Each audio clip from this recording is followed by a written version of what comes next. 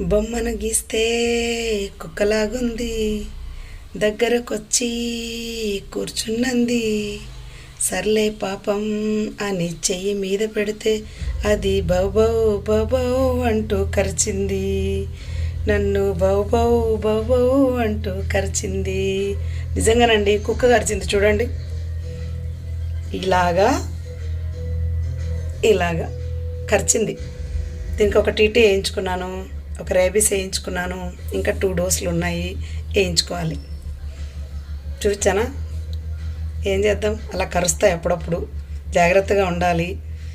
ఏం చేద్దాం, అలా వచ్చి స్టేప్లర్ వేసినట్టు వేసేసింది, టక్కమని వేసేసింది.